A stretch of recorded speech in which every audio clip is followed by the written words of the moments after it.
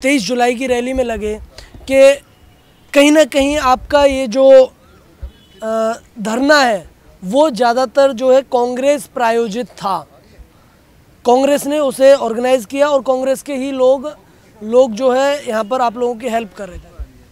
कांग्रेस वाला कौन नज़र आया, कौन सा नेता नज़र आया? आप लोग सब यहाँ पर थे। सर आपके ही साथी हैं जो कि पूर्व सैनिक हैं, वो ये आरोप लगा रहे हैं कि ये जो आपका धरना था वो कांग्रेस के द्वारा चलाया गया या फिर प्रायोजित था। आप ये कहना चाहिए? नहीं, ऐसी कोई बात नहीं है, ना कांग्रेस ना कुछ। आपने देखा होगा कि एक वक्ता जो थे उन्होंने प्रधानमंत्री के खिलाफ भी बोलने की कोशिश की थी, तो उनको उसी समय उनसे माइक ले लिया गया था, उनको चुप करा दिया गया था, उनको समझा दिया गया था। तो अगर कांग्रेस प्रायोजित होता तो यहाँ सुबह से ही सरकार के खिलाफ नारे लगते। यहाँ पे एक भी नारा नहीं लगा, एक व्यक्ति ने मुंह खोला, उसको वहीं बंद करा दिया गया। तो इसे तो लोगों को कहना चाहिए कि बीजेपी प्रायोजित था, कि सरकार के खिलाफ कुछ बोलने नहीं दिया गया। ये तो गलत आरोप लगा रहे हैं। मतलब कम से कम सोचना तो चाहिए। जो सारे दिन की लाइव चली है टेलीकास्ट, उसके हिसाब से तो उनको हमारे ऊपर ये इल्ज़ाम लगाना चाहिए कि कांग्रेस वहाँ पे थी और ये असल में था बीजेपी प्रायोजित, कि बीजेपी ने करवाया हुआ है सब कुछ, जो कुछ भी है। तो ऐसा कुछ भी नहीं है।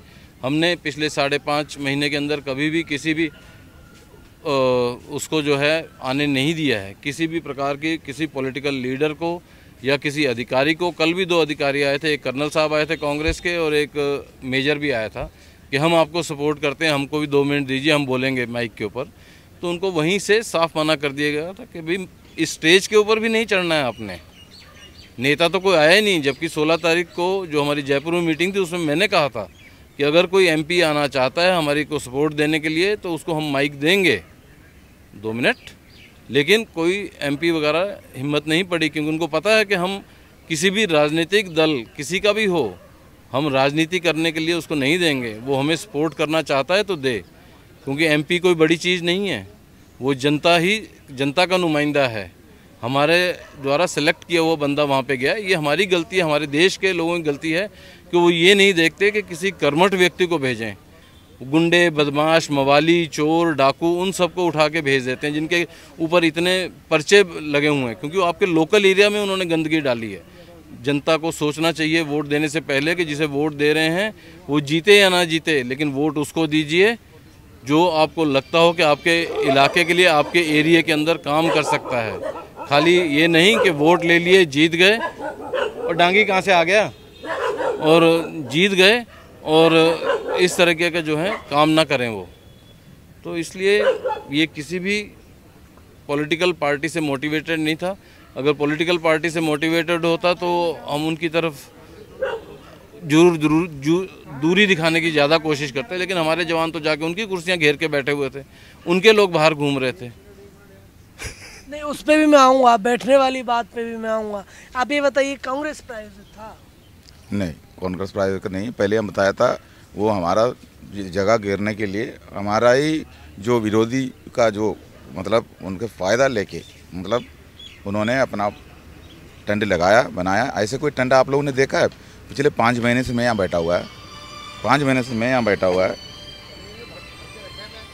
तो ऐसे कोई टेंट आपको कभी भी कवरिंग करने के मिला जंतर मंतर में?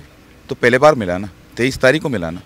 तो उन्होंने बिल्कुल उनको दिया हुआ उतना ही जगह, जो उतना जगह पर उन्होंने अपना पूरा लगा दिया। दिन दिन में प्रोग्राम है, उसके लिए लाइट अरेंजमेंट किया और उसके अंदर कूलर लगाया, उसके अंदर लेटा, जो कि किसी को पता नहीं चलना चाहिए। हमारा प्रोग्राम ऐसे प्रोग्राम है, मुश्किल से 30 आदमी आना उसको हमने इसके अंदर देखा है। वो भी फंडिंग होता है, राजनीति पार्टी के जितना भी आता है फंडिंग होता है, पैसा दे के लोगों को लेकर आके बिठाता है। हम यहाँ जो परमानेंट रहने की वजह से हमारे पास भी आके बोलता है अगर आपका पास कोई है तो हम उसको पैसे दे देंगे, इतना पैसे दे देंगे, आने जाने का खर्चा देंगे, खाना देंगे। ऐसे ही यहाँ धरना चल रहा था, हमें पता। तो ऐसे जगह पर इन्होंने 30-40 आदमी के लिए इन्होंने आधा जगह कवर करके उसी के अंदर वैसे अगर मान लो स्टेज लगा दिया, बाकी जगह खाली पड़ा है तो हमारा आदमी अपने आप एडजस्ट हो जाएंगे। लेकिन उन्होंने सोचा वहाँ उन्होंने एक तो बाउंड्री बना दिया और ऊपर से भी कवर कर दिया, जो कि ऊपर से हमारा वो CCTV कैमरा वगैरह लगे ना, तो ऊपर से दिखाई ना दे उसके अंदर कौन बैठा है।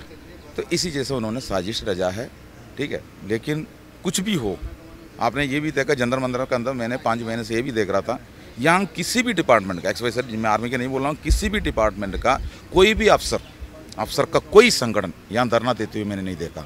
यहाँ सब गरीब आदमी आके धरना देता है। हम भी फौज के अंदर गरीब रैंक है, हमारा रैंक को है तो बहुत बड़ा अच्छा रैंक है, लेकिन हमें गरीब बनाया गया है, हमें यूज़ किया गया है, हमारा ही कई लोगों को इस्तेमाल कर रहा है। जो देशीय संगठन बना हुआ है, यहाँ रजिस्ट्री किया हुआ है, जो डिफेंस मिनिस्ट्री से संगठन रजिस्टर्ड है, अभी भी दावा बोलता हम बहुत करते हैं। दिल्ली में मीटिंग चलता है, दिल्ली से मीटिंग लेके एग्जीक्यूटिव कमेटी वहाँ जाके गुमराह करता है, उसका बाद बैनर हाथ में पकड़ा देता है, रोडों से घूमता है। अफसरों का साजिश इसके पीछे हमारा नाम लेके लूट मचा कर रखा है। अभी आखिरी में हमारा पेंशन के ऊपर भी आ गया तो फिर हम लोग चुप नहीं बैठ सकता है। हमको बहुत बड़ा जरूरी था हमारा जीएसटी जवान को जागरूक करना। तो यहाँ इतना जागरूक हो गए, जागरूक है तो आपको कल मिला था ना रिजल्ट, जागरूक है। ये तो देखो मैं आपको एक बात बता रहा हूँ, 29 लाख अगर है हमारा एक्स सर्विसमैन, पूरा का पूरा तो यहाँ नहीं आ सकता है। वो कोई राजनीतिक पार्टी का, वो किसी भी डिपार्टमेंट का नहीं आ सकता है। कुछ लोग घर में बीमार पड़े हैं, कुछ लोग आ भी नहीं सकता है, कोई नौकरी कर रहा है। हमारा नौकरी भी ऐसा है, मजबूरी की नौकरी है हमारा। मैं बता रहा हूँ 90% एक्स सर्विसमैन सिक्योरिटी गार्ड में नौकरी कर रहा है। सिक्योरिटी एजेंसी हमारा अफसरों का हाथ में है। वहाँ से वो जंतर मंतर में समर्थन देने आ गया तो दोबारा उसके पास वो नौकरी नहीं रहेंगे, उनको नौकरी भी छीना जाएंगे। मजबूरी का फ़ायदा उठाते जा रहा है। जो मजबूरी का फ़ायदा जितना भी उठाया, मेहनत जो करने वाला काम है, सेना के अंदर हम मेहनत कर रहे थे, मेहनत करने वाला काम है, हम उसका साथ में कोई कुछ भी आवाज़ नहीं उठाता। लेकिन हमें पैसा चाहिए जीने के लिए, हमारे परिवार को भी जीना है। हम तो सेना के अंदर अगर हमें सिपाही है तो मैं दुनिया में, मेरा बीवी को तो मैं पति भी तो है, मेरे बच्चे के लिए मैं बाप भी तो है, तो मेरा एक जिम्मेदारी बनता है। लेकिन वो उसी के ऊपर भी वो परेशान करेंगे हमको, लेकिन हम झेलते थे। लेकिन हमें मिलने वाला जो सुविधा के ऊपर, जो तिरंगा के ऊपर और पेंशन के ऊपर अगर उनका हाथ चलता है, दूसरा तरीक़ा से तलवार चलता है, तो हम कभी भी चुप नहीं बैठ सकता है। 20 तारीख को आपने देखा, फरवरी 20 को इसी जैसा ही लोग इधर इकट्ठा हुए थे। हो सकता है उसी टाइम पर जागरूक ना हो के हमारा 100-150 आ गया होने से इसी जैसा कोई भी अनशन यहाँ दिखना नहीं था। हमारा अफसरों ने हमें फिर हमको गुमराह करके राज करना था। आने वाला जो चुनाव में वो लीडर ऐसे लेके जाके वो मंत्री संतरी सब बनना था, वो तो हमारा कंधा इस्तेमाल करना था। लेकिन हम यहाँ 150 दिन से बैठ के, 5 महीने से बैठ के हमारा जीएसटी जवानों को हमने जागरूक किया। लेकिन फिर भी जो सोशल मीडिया जो यूज़ करता है उतना ही लोग ने उधर जागरूक हो पाया। जो कि जो आदमी जो घर पे बैठा हुआ है, जो प्रिंट मीडिया देखता है और टीवी देखता है, वहाँ पर हमारा न्यूज़ नहीं जा रहा था।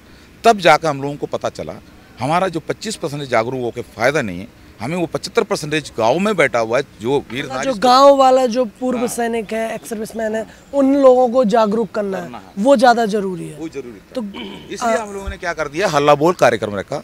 तहसीलदार का पास हम लोगों ने अपना धरना लेके गया है, वो भी बहुत बड़ा चढ़ा के सभी ने हिस्सा लिया। तब जाके वो जो तहसील लेवल पे जो धरना होने के बाद हमने यहाँ देखा 100, 102 उम्र का आप लोगों ने उनका साथ में कवरिंग ही किया हुआ है। ऐसे बुजुर्ग लोग भी इधर आए थे, बोला हमको अभी पता चला।